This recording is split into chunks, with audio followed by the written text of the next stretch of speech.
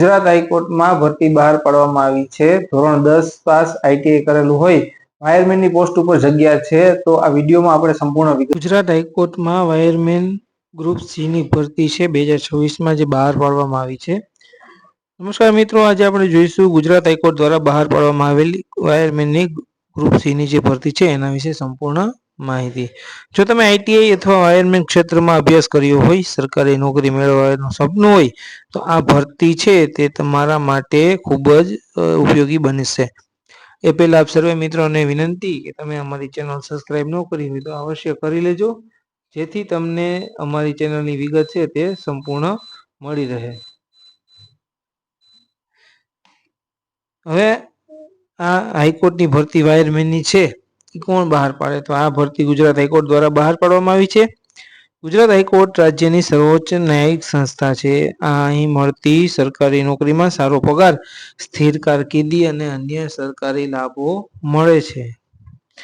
આ જે હાઈકોર્ટની ભરતી છે એમાં પોસ્ટ છે વાયરમેનની ગ્રુપ સી માટેની છે।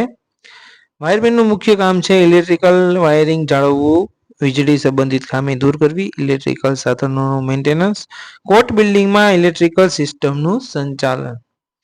અરજી શરૂ થવાની તારીખ છે 12 ઓગસ્ટ 2026 થી શરૂ થશે, 31 ઓગસ્ટ 2026 સુધી થવાની છે।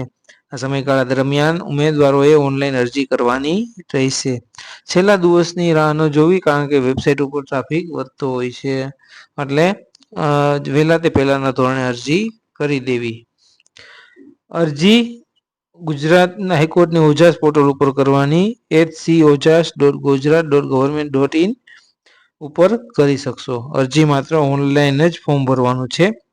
કોણ અરજી કરી શકે, તો માત્ર લાયકાત ધરાવતા ઉમેદવારો અરજી કરી શકશે। સામાન્ય રીતે વાયરમેનની ભરતી માટે ધોરણ 10 પાસ આઈટીઆઈ વાયરમેન અથવા ઇલેક્ટ્રિકલ ટ્રેડ કરેલો હોવો જોઈએ, માન્ય સર્ટિફિકેટ પણ હોવું જોઈએ। અન્ય લાયકાત સત્તાવાર જાહેરાત મુજબ રહેશે। વય મર્યાદા સંપૂર્ણ વિગતવાર જાહેરાત સત્તાવાર આપવામાં આવશે। જ્યારે ભરતી શરૂ થાય ત્યારે એમના નોટિફિકેશન ઉપર જે છે તે વય મર્યાદા બતાવેલી હશે। ભરતી પસંદગી પ્રક્રિયા સામાન્ય રીતે લેખિત પરીક્ષા, પ્રેક્ટિકલ ટેસ્ટ જો લાગુ હોય તો, ડોક્યુમેન્ટ વેરિફિકેશન, મેડિકલ ચેકઅપ અને અંતિમ પ્રક્રિયા જાહેરાત મુજબ થશે। પગાર પોસ્ટ ગ્રુપ સી ની હોવાથી સારો સરકારી પગાર મળી શકે છે। ચોક્કસ પગાર, પે લેવલ, ભથ્થા અને અન્ય લાભોની માહિતી જે વિગતવાર આપણે આગળ વિડીયોમાં જોઈશું। ડોક્યુમેન્ટ અરજી કરતા પહેલા આધાર કાર્ડ, ધોરણ 10માની માર્કશીટ, આઈટીઆઈ સર્ટિફિકેટ, પાસપોર્ટ સાઇઝનો ફોટો, સહી જો જાતિનો દાખલો લાગુ પડતો હોય તો, ઈડબ્લ્યુએસનું પ્રમાણપત્ર જો લાગુ પડતું હોય તો, અને અનુભવનું પ્રમાણપત્ર એટલું જોશે। અરજી કરતી વખતે મોબાઈલ નંબર જે ચાલુ હોય એ જ નાખવાનો, ઈમેલ આઈડી જે ચાલુ હોય એ જ નાખવાનું, તમામ વિગતો સાચી ભરવી, ફોટો અને સહી યોગ્ય સાઇઝમાં અપલોડ કરવી અને અરજી સબમિટ કર્યા પછી એમની પ્રિન્ટ કાઢી લેવી અને સાચવીને રાખવી।